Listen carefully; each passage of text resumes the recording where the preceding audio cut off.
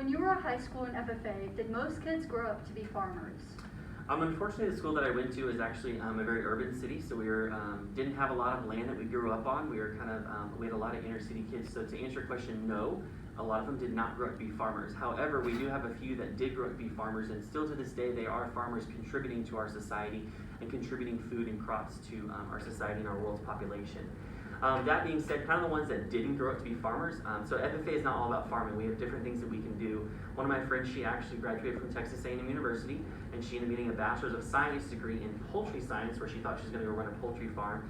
She ended up working for a nursery, so a plant nursery where they grow crops and start growing crops and flowers and different types of horticulture, ornamental plants. And so she ran that business for a while. She was their manager over the greenhouses. Several other of my friends have actually gone into agricultural journalism or agricultural marketing, to where yes, it's an office job, but it does still have to do with marketing our products. And then of course we also have a couple of friends of mine that they actually went into trading stocks that are based in agriculture. So they still know the ag base, but they kind of went into the economy route of that. Who is a knowledgeable speaker that we should reach out to? So the first person that comes to mind when we talk about knowledgeable speakers when it comes to agriculture would be someone that I've worked with in the past. Her name is Rachel Cottrell, and she actually owns a company called Ranch House Designs. She grew up showing Brahman cattle all her life, Brahman and shorthorn cattle, and she now is in charge of all marketing aspects of her own personal ranch called BRC. So she not only is an advocate for herself, but also for agriculture and also women in agriculture. So she's a really good speaker. She does speeches all over the world and here in the U.S. And she's actually pretty local. She's actually just from a town just down the road. And so how would you say that she's affecting agriculture in the 21st century?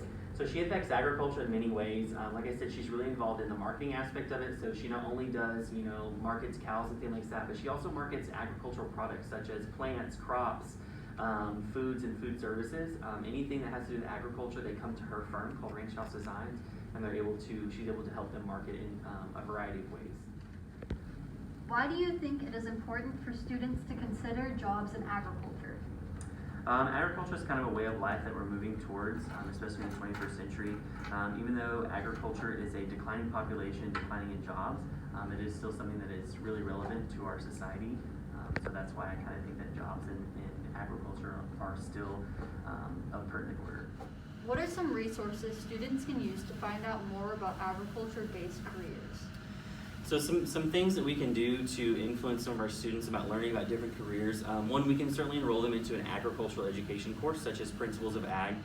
We talk a lot about careers in there. We spend quite a bit of time on them. So not only do you talk about careers, but we talk about how to develop yourself for a career, such as writing resumes, writing letters, filling out that application, and also the interview process. So of course, being in an ag class and then being in the FFA. Another really good tool is actually if they were to have a career day of some sort, an ag-based career day, where we can get some people around the industry as far, maybe we get some farmers, we get some people that are involved in ag journalism, maybe some folks involved in ag marketing, ag lawyers, stuff like that, just to kind of give that broad spectrum and have those students or individuals go out and be able to see and talk to those industry leaders about different careers in the ag field. What is an effective way to spread the message that FFA and agriculture is not just for farmers?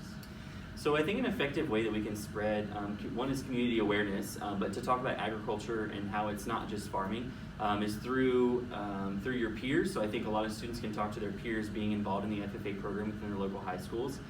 We also have 4-H programs throughout our community that spread awareness. But again, agriculture is not just farming. Like we said, it's besides the things we eat and the things we do in a daily life, here in the FFA we also talk about leadership. Leadership events such as speaking events. So we work on public speaking, we work on skills teams, so our students develop skills, agriculture skills, whether it be like farming or it may be anything also up to making ice cream. So a lot of different variations when it comes to agriculture and why it's not just farming. How does agriculture contribute to our daily life? So I think I guess a better question to that would be, how does it not contribute to our lives? So pretty much everything you do on a daily basis contributes.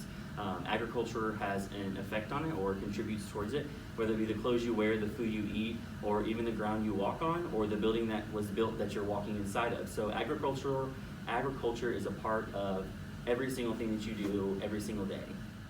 Who is someone in the agriculture field that inspires you today? So someone that inspires me today, I would probably have to say would be my dad, because he grew up in an agricultural field. He was an ag teacher for many years. He actually opened up a school here in Fort Benning ISD as an ag teacher.